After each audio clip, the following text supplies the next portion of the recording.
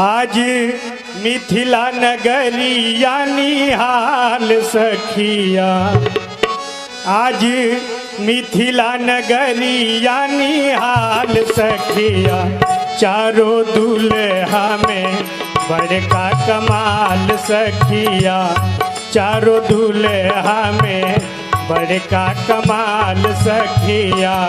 आज मिथिला नगरिया निहाल सखिया, चारों दूल्हा में बड़का कमाल सखिया, वो चारों पहुना में बड़का कमाल सखिया।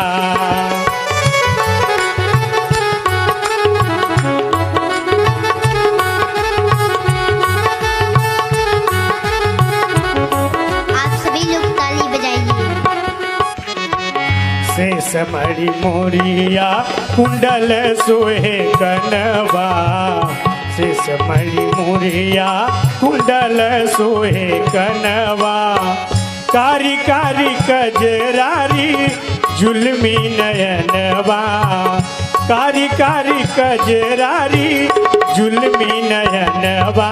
एक बार आप सभी लोग हाथ उठाइए, सभी लोग उठाइए, सभी लोग ताली बजा करके गाइए।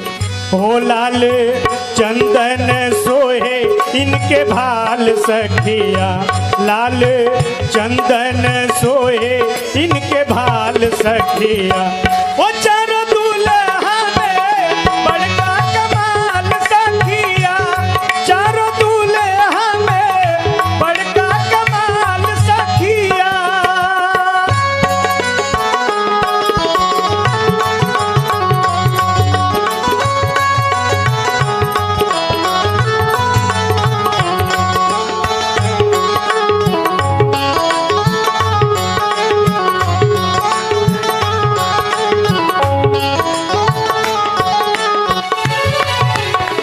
श्यामल श्यामल गोरे गोरे जुड़िया जहान रे, श्यामल श्यामल गोरे गोरे जुड़िया जहान रे, अखिया न देखली ना सुन ली कान रे, अखिया न देखली ना सुन ली कान रे, कि जुग जुग जोड़ी जिए बेमिसाल सखिया, जुग जुग जोड़ी जिए बेमिसाल सखिया, वो चारों दूल्हा में बड़का कमाल सखिया, चारों दूल्हा में बड़का कमाल सखिया।